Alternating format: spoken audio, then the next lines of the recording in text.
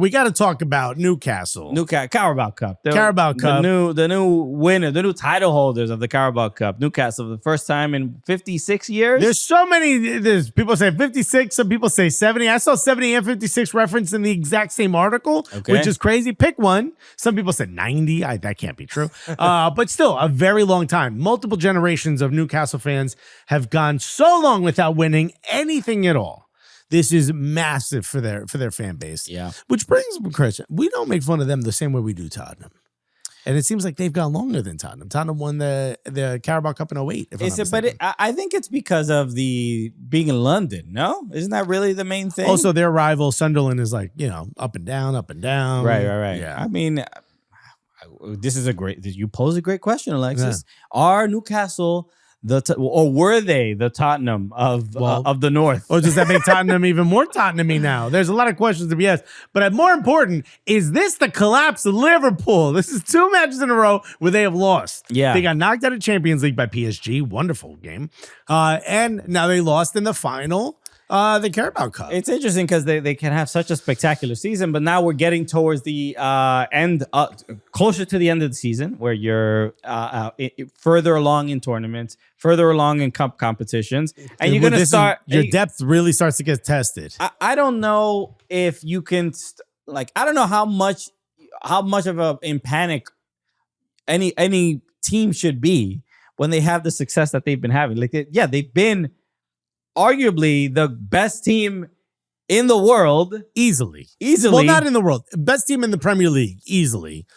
One of the best teams in the world. Even though they finished top of the Champions League, it still felt like they're a step below or behind where Real Madrid and Barcelona are generally. And I know in Champions League, they were way above them. But I mean, generally, on a week-to-week basis, you're probably more afraid of Real Madrid or Barcelona than you are Liverpool. Yes, I thought they were above PSG. Turns out they're not. Generally, yes. But then this Champions League campaign was just so different, but Liverpool schedules are different for everybody. Liverpool brought that form that they had in the Premier League to the Champions League and seemed to easily kind of go through that league phase. Well, grand opening, grand closing, bro. And then that's it. But then again, the Champions League format gets back to its original knockout format: 2 games, home and away, and it's pow pow.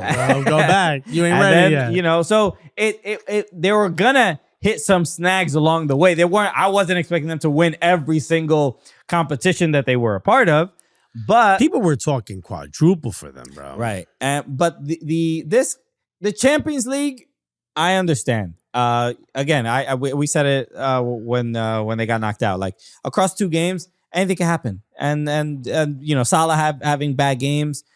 It is what it is, and they're probably still going to win the league, and so on and so forth. But they'll probably adjust along the way. But now this Carabao Cup match, it's interesting because I didn't see, I forget who posted it, but they made a list of every final that Mohamed Salah has played in and his stats, and he's like, I think he has something like 2 goals across 10 finals that he's played in his career for Liverpool and for Egypt. Not a big game player, bro. Is that what you're saying? But then again, the now all of a sudden, this is the narrative. Hey, Salah, big game player. This happened to Henry towards the end of his career. To Messi as well in World Cups. But towards the end of his career, people started sort of bringing this up about Thierry Henry. Wait a minute. He never performed big in any final, blah, blah, blah. He was the catalyst to get you there. Yeah. Mohamed Salah is the catalyst to get you there, right? He's exceptional on the way there. And then when you get there, maybe it's just defenders kind of clamp up on him a little bit. Maybe. The strategy is a little bit more focused. Yeah. But credit to Newcastle. They handled everything well. They we're going to talk about Alexander Isak, but also Dan Burn weirdly becomes like the hero of this game, or maybe not weirdly, local boy. No, but it's not the guy you would pick out of a hat.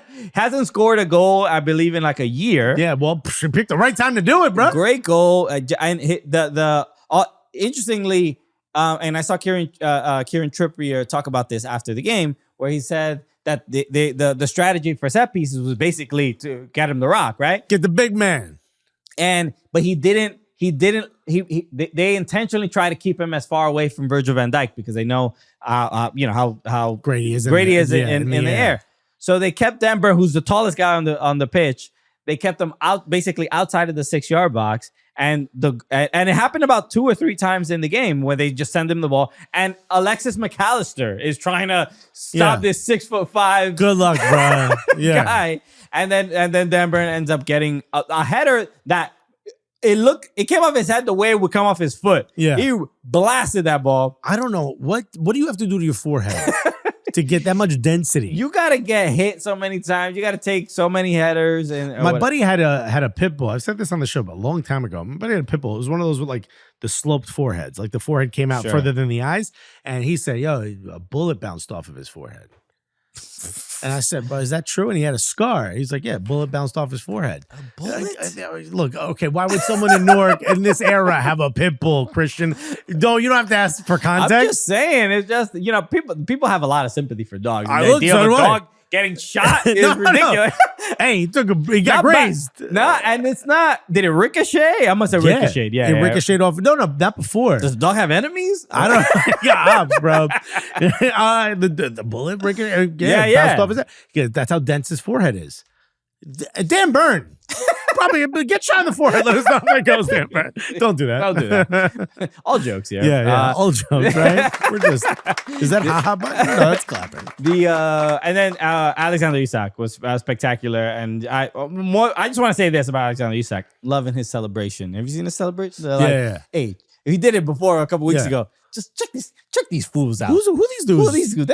They can't hold. They can't Who hang was with it me. that pointed at the guy on the floor? Was that Mbappe? Who pointed at my man on the Mbappe floor? did that. It's kind of Mbappe. Here's my question. I watch him as an Arsenal fan, and he reminds me of Henry. He's Henry-esque. Uh-huh. But there's a lot of people now saying that he might be the next Henry. Yeah, which is... Do you foresee Alexander Isak having an Henry-like career? I don't think he's like Henry because he scores in finals. Right, wow. Let's go. Wow. with all due respect. Wow. The thoughts on this show are those of Christian Polanco only, or the thoughts of Christian Polanco. You make fun of my man's hair? You know how it is, bro. Isak ain't got to go to Turkey. All right, but congrats to Newcastle. That was a big win, and it meant a lot for their fans. We saw Alan Shearer in the stands. It felt good for football. Yeah, without a doubt. So, shouts to Adam McCleary, man. He was like in multiple bars, crying his eyes out. Yeah. He's having a good time. Cool to see. All right.